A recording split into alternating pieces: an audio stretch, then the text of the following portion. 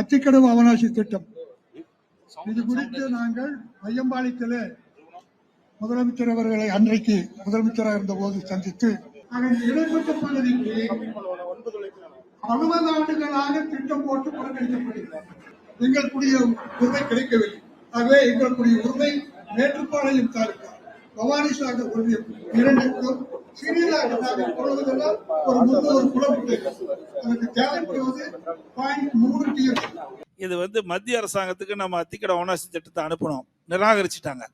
இதில் வனத்துறையிலிருந்து வர்றது டவர் அமைக்க வேணும், தொட்டிப்பாலம் 4 கிலோமீட்டர் போடணும்.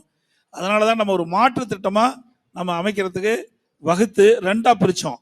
ஒன்று நம்முடைய பவானி பக்கத்திலிருந்து தண்ணி எடுத்து நீரேற்று மூலம், இன்னொன்று இங்கே மேட்டுப்பாளையத்துக்கு பக்கத்தில் ஒரு தடுப்பணை கட்டி அதிலிருந்து நீரேற்றி நீங்கள் சொன்னீங்களா அந்த மேட்டுப்பாளையம் முழுவதும் எங்கெங்கெல்லாம் இந்த ஏரி குளங்கள் இருக்குதோ அந்த பகுதியில் நிரப்புவதற்காக 2ஆம் கட்டம் அதையும் ஏற்பாடு செய்து விரிவான திட்ட அறிக்கை அதுவும் தயாரி செய்யப்பட்டு அதற்கு தேவையான எவ்வளவு நிதி என்பதையும் கணக்கிடப்பட்டு ஆட்சி மாற்றம் ஏற்பட்டு போச்சு.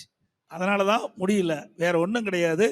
மீண்டும் உங்களுடைய ஆதரவோடு ஆட்சிக்கு வந்த பிறகு அத்திக்கடவு அவனாசி திட்டம் உங்களுடைய மனம் குளிகின்ற அளவுக்கு நீங்கள் எப்படி ஒரு 3000 ஏக்கர் விட்டு 3000 ஏக்கர் இல்லை, 1 ஏக்கர் கூட பாசனம் பெறுகின்ற 1 ஏக்கர் கூட விடாம பாசனம் பெறுகின்ற அளவிற்கு இந்த திட்டத்தை விரிவுபடுத்தி செயல்படுத்தப்படும்.